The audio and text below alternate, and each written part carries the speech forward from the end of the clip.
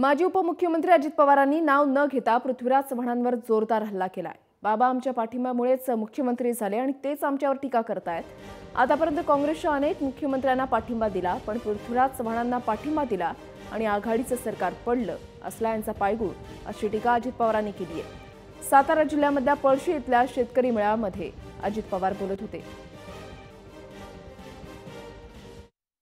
आणि आमच्या सातारा जिल्ह्यात तर फारच नवीन झालं। आम्ही आमचे विरोधक भाजप शिवसेना त्या ठिकाणी नंबर 1 चा मानतो, पण इथं ज्यांना आमच्या पाठिंब्यामुळे मुख्यमंत्री पद मिळालं तीच आम्हाला नाव ठेवायला लागली। त्यांना जरा नीटपणे जाग करा, अरे बाबा तू मुख्यमंत्री झाला नसता, यांनी पाठिंबा दिला नसता तर। त्यांच्या चुकीच्या गोष्टीमुळे, त्यांच्या चुकीच्या धोरणामुळे, खरं तर हे जर मी तुम्हाला आज सांगतो, हे बाबा मुख्यमंत्री झाला नसता, बाबा म्हणजे कोण तुम्हाला?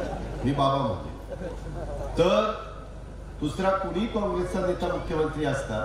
सुशील कुमार शिंदे मागे मुख्यमंत्री होते तेव्हा आपलं सरकार आलं, विलासराव देशमुख मुख्यमंत्री होते तेव्हा सरकार आलं, अशोकराव चव्हाण मुख्यमंत्री होते तेव्हा सरकार आलं।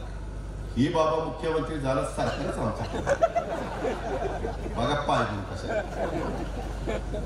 हे कधी लोकांच्या मध्ये नव्हतेच, लोकांच्यातनं निवडून आलं पाहिजे। खरं तर आता हे आमच्या बाळासाहेबांनी जरा चमत्कार केला हो, त्याच्या संदर्भात कराडच्या ग्रामीणनी मागे ठेवलं होतं, त्यांना होतं की नाही?